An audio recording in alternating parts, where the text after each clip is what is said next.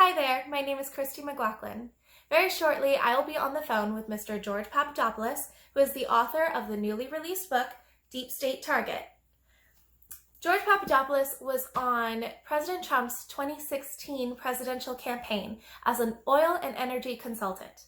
Shortly after, he ended up being mixed up in one of the biggest, wildest conspiracies that the United States has ever seen.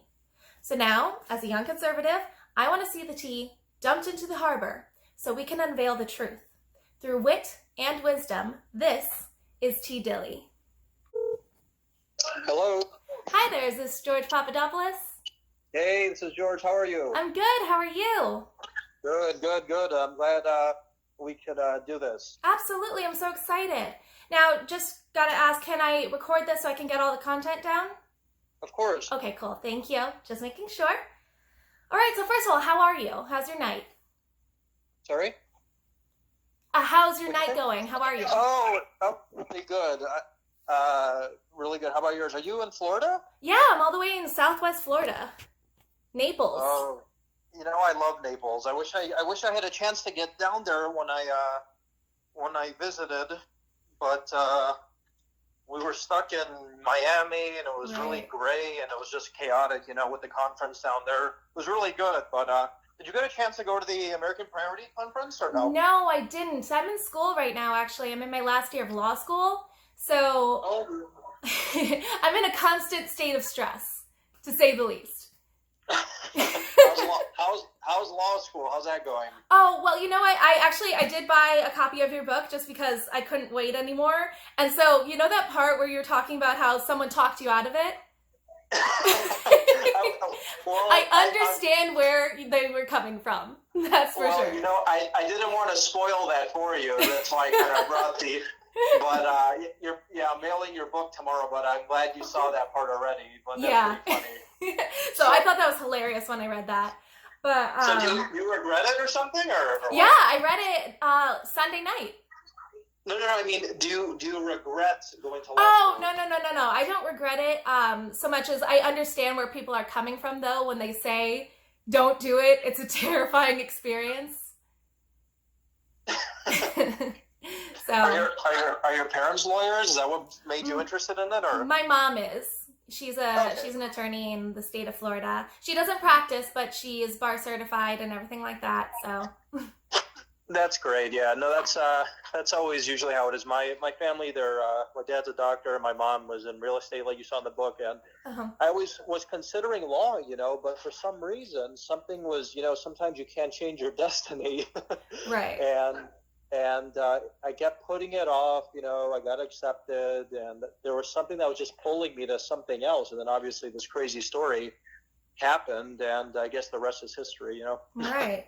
So, yeah, you were involved in the biggest conspiracy that the United States has ever experienced. Well, what's the real issue is that I guess my story is going to be viewed through a historic lens one day as being the alpha and the omega, meaning the beginning and the end of this incredible, bizarre spy story. And what do I mean by that? Initially, the fake story was that I was apparently, up to no good with Russians, and that's how things got started, and Trump was this and that. Obviously, that was all a fake story. And now we're seeing the real story coming out with William Barr, John Durham, that are following my book that you're reading, my interviews I do, and my testimony I've given behind closed doors to Congress, basically highlighting why they targeted me, what I was involved in, what kind of projects I was really up to, and how that resulted in me being used as a means to an end, and the end was obviously to undermine Donald Trump. Absolutely. So yeah, that's why I know you mentioned it a lot in your book, but for the young conservatives who might be listening to this interview at some point or hearing about it, just briefly explain to me, your book is called Deep State Target. Why were you targeted? Why you specifically? Oh, Deep State, yes. Why was I targeted? So basically what happened was, and most prominent conservatives, which I consider myself as one of them, and people don't realize it until, you know, they actually look into the details of my book and you up until the end of it and what I was actually up to, working on, you know, at the Hudson Institute in DC, which is probably one of the top 2 or 3 most prominent conservative think tanks, and then working in the energy business, and then advising Dr. Carson and Trump, and then working on Trump's transition team. I was working on a project that dealt with energy implications and security implications in the Mediterranean, right. That involved Israel, Cyprus, Greece, Egypt, Turkey, Lebanon, and my colleagues who were basically running the Pentagon and the White House under Bush and Reagan, and we had devised an alternative strategy for what those countries should be doing that was really anathema to what the Obama administration wanted at the time. So from 2013, 14, 15, I was on the radar of the State Department, and a lot of these State Department officials who are now under investigation, including Newland and Pyatt, who's the current U.S. ambassador to Greece, they were, you know, questioning what I was up to. They were telling me that you and your colleagues are up to no good, and the State Department and the Obama administration doesn't agree with what you're doing. And fortunately for us, we had the ear of these foreign governments. When you read my book more and more, you'll understand what kind of access we were having. And then, of course, I leave D.C. and I join presidential campaign politics. So clearly, the magnifying glass is enhanced on me because I'm getting closer and closer to power. I don't want to spoil the book for you, but you'll see the moment I joined Dr. Carson's campaign, that's when the CIA begins to get very interested in me while I'm in London and Athens. And the rest is history. But that really is what caused this target on me. And then the rest was obviously, and I think most people now will agree, was a conspiracy to undermine the Trump campaign.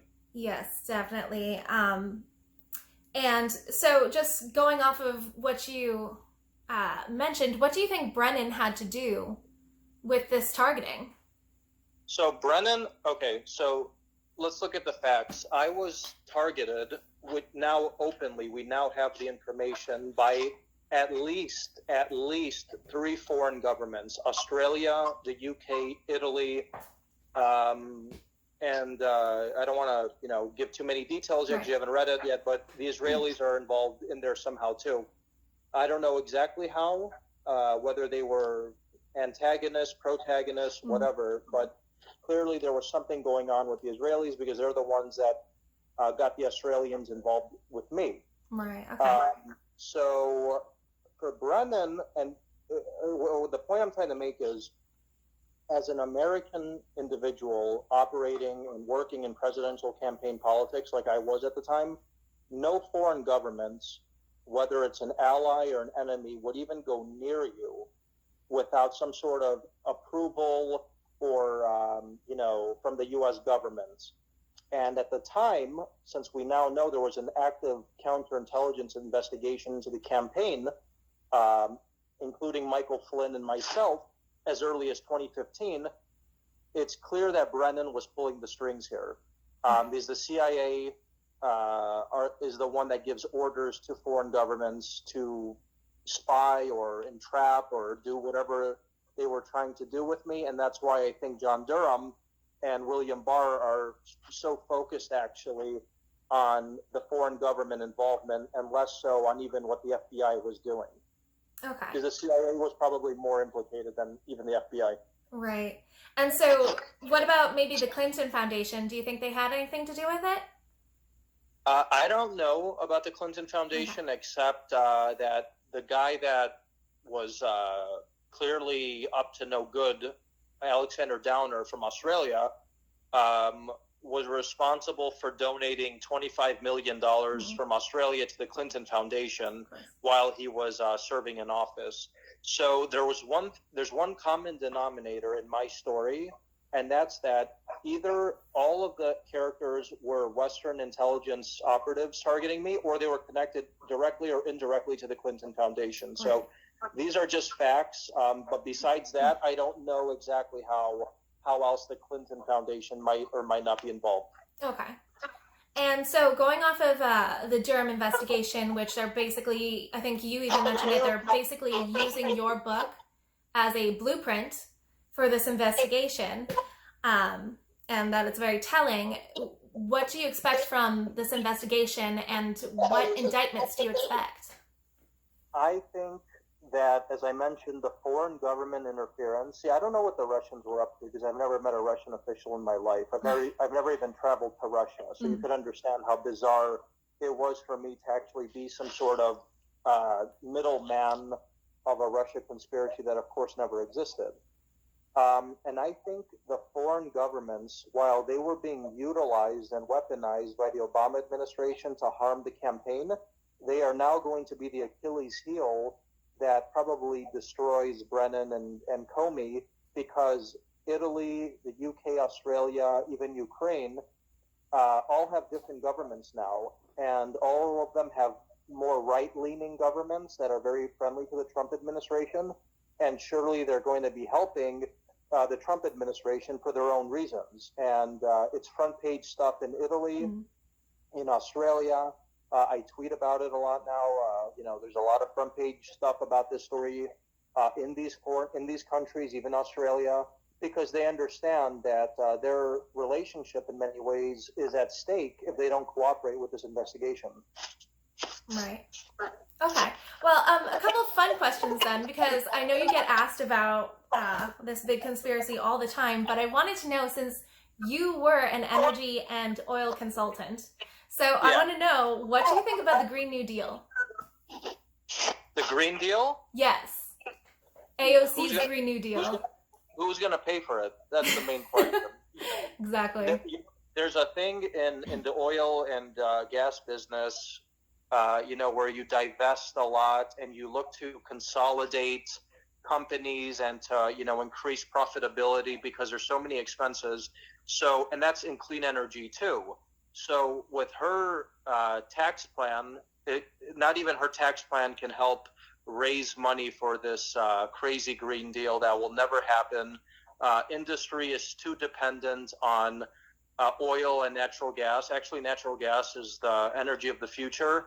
So they should be focusing more on that clean energy, which is actually realistic, instead of this crazy Green Deal that will never happen. So I think it's just more for optics than anything, but that's never going to happen.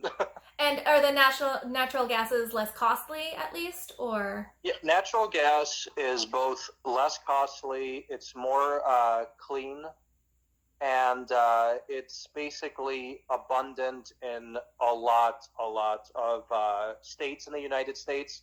There's only one controversy that the liberals are, pounding the table on, and that's fracking, even though there's no, real evidence to show that fracking is actually causing any damage to America, except that it's actually allowing America to become a global exporter of natural gas at a time when we're trying to, wean ourselves off the Middle East. So I think natural gas is the future of the energy business, and I think instead of focusing on green tech, we should be focusing on finding more efficient ways to pump gas instead of oil. Well, it sounds a little more practical to me, at least. Exactly. I'm a practical kind of guy myself, so. Right. And what do you think about Hunter Biden on a Ukrainian energy company board? What business does he have on that? I'm wondering, what business did Hunter Biden have on a Ukrainian energy company's board? So that was pay to play. Right.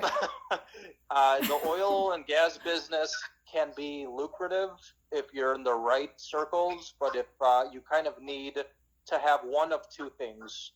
Either you have to be a genius regarding, engineering and things like that, and that's pretty much what the CEOs are, or you need to have political access. And in my case, I was politically connected, and that's how I got involved in that business. But I wasn't the son of the vice president. Right. And I actually did have experience in the business. That's how I got involved, while Hunter Biden clearly has, was there to do the bidding of his father. I think, it's probably the worst thing that could have happened to Biden's campaign. And ultimately, Biden is now known more as Hunter Biden's father than the ex-vice president. So it didn't work out. I mean, I think it's just so notable when especially coming from the Democrats, when they start pointing fingers about, fraudulent behavior and back alley deals, when it seems to me that Democrats can be the biggest culprits sometimes. Look, the Democrats are projecting. Ukraine was essentially used to launder money from the IMF to the DNC and these corrupt officials who then had an interest in giving money to the Clinton Foundation. That's what it looks like reports are leading to. And then the Ukrainians were tasked to find dirt on Paul Manafort, which ultimately resulted in his resignation and this big scam that we were living for 2 years. So the Ukrainians now know a lot about what Biden was up to, what Biden's son was up to, what Victoria Nuland was doing, and what Pyatt was doing, this ambassador. And that's why there's such controversy and why Russia Gate has evolved into a Ukraine hoax. Yeah.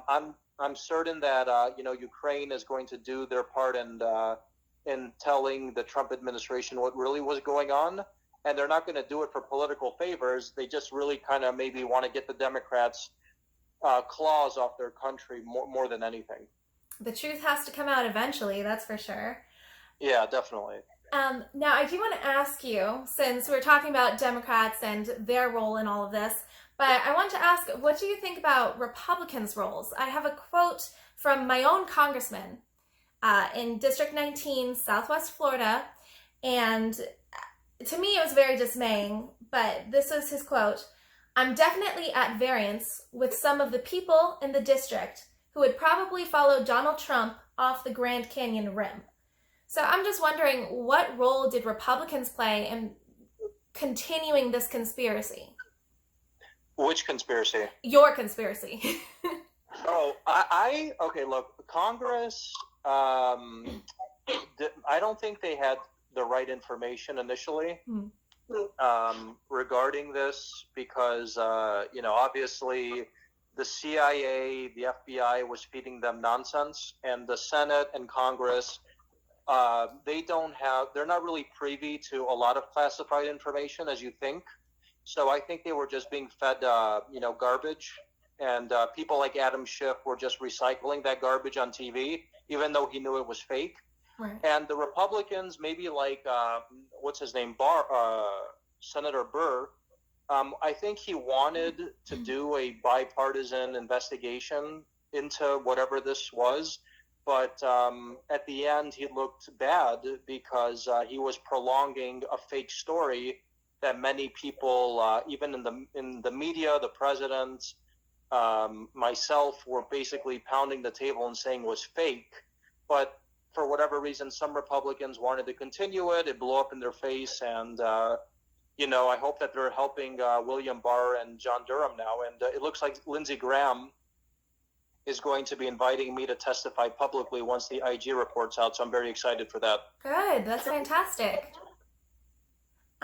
So then, just forward thinking, I mean, you even stated, I think you called it, this was a global attack against President Trump's campaign.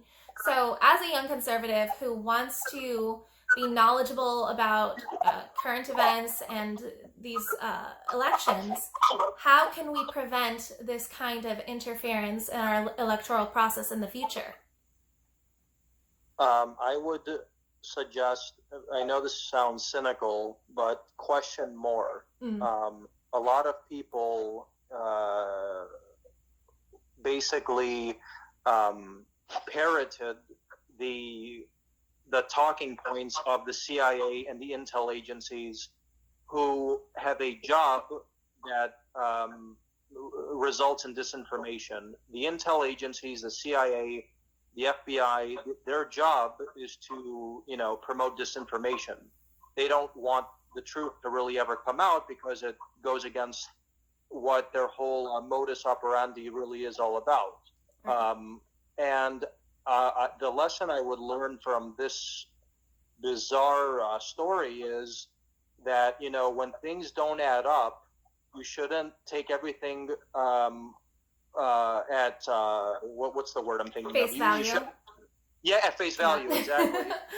For example, we would have saved a lot of time and effort if people actually did real research into George Papadopoulos' real background, his professional network, and what his life was really all about.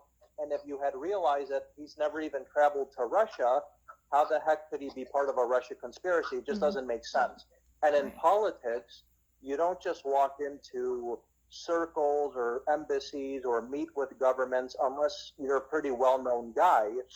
And the Russians would never have met with me because I'm not a known person in Russia, and I never have been, and I never will be. But my access was to the Egyptians, the Greeks, the Cypriots, the Israelis. There I could easily walk into doors. So if people had just done a short little research on me, they would have understood that 2 + 2 was not equaling 4. But then that goes back to what I mentioned, that people like Adam Schiff and the media, I think they just wanted to, propagate this disinformation because it fit their own narrative.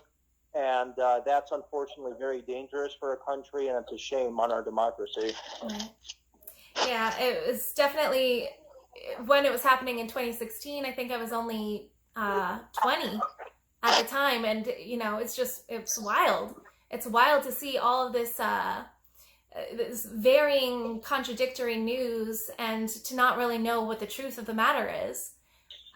Well, I mean, I remember I would sit down on my couch in Chicago where I was living at the time, and I would laugh and I would say, who are these bozos on TV who are talking about my life as if they know anything about me? And the answer is they knew nothing about me. So they were trying to fill in, my life and why I was such a bad guy, apparently. And that was very dangerous. And I was very lucky that I was smart enough not to get really entangled in a lot of these crazy operations that they were throwing at me, including, sending women my way,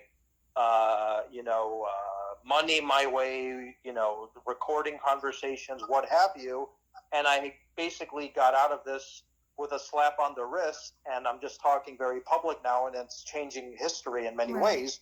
While other guys like Manafort and Flynn and some of these others, they really got screwed, and they probably have a different story to tell too than the media has been saying, but they can't talk, unfortunately. Right. And what about Comey? Didn't James Comey, if I'm not mistaken, James Comey had met with Mifsud and then lied about it to Congress under oath, right? So where's his sanctions? Here's the current information about Mifsud. So Mueller and Comey were lying, calling Mifsud a Russian agent, and I've even called out the Washington Post for that, and I hope that they retract his article that he wrote recently about Mifsud because it's complete, BS. But the information that we have now is that Mifsud was using some sort of phones that were issued by the U.S. government to spy on both Michael Flynn and myself. This just came out a couple days ago, and I was on Laura Ingraham talking about it last Friday, and it's just a crazy story. So we're still trying to understand how connected Mifsud really was to the FBI. So more is to come out, is what you're saying. Exactly. And to stay tuned. Exactly. Well, at least it's all coming out now. Thank goodness. Absolutely. One last question. You posted on Facebook, I saw you post it, that you said the 25th Congressional District of California is up for the taking. So what are your plans for the future? There's a lot of support for me to actually run for Congress. A lot, actually. And it's been kind of in the background here, and I really haven't been talking about it because I haven't made a final decision of what I want to do regarding that. Definitely my goal was to run for Congress, even before I got sucked into this crazy story. And if the time is right, I'm definitely considering it. And I think it could be, something good could come out of it. But I haven't made a final decision yet. Right now, I just obviously am still, promoting my book, which is doing very well. I'm working on a docuseries here in LA where I live about my life, which should be coming out very soon, actually. I've been filming for the last year. Taking life one step at a time. I'm still pretty young. I'm 32, and we'll see. But I definitely want to get back into politics. I just want to be smart about it. Right. Well, you got a lot of exciting stuff coming up. Congratulations. Thank you. Oh, it's not as exciting as law school. But oh, yeah, that's always a party. What does Papadopoulos mean in Greek? I have to know. I don't know, but apparently it means son of a priest. Oh, okay, cool. Apparently, I Googled it once, and I think that's what it says on Wikipedia, because I was curious too. But I don't know. All I know is I'm a very proud Greek American, though. And is your favorite food Greek salad? I actually like Greek octopus a lot. That's my favorite. Greek octopus and some spanakopita. Those are my two favorites. Oh, okay. All right. Well, awesome. That's all the questions I have. Thank you so much for talking to me. I hope that was informative. It was a really nice interview. Absolutely. Thank you so much. I really, really appreciate this. My pleasure. And, just shoot me the article whenever it's done, okay? Cool. All right, will do. Awesome. All right, bye. Thanks so much. Have a great night. Bye-bye. Bye.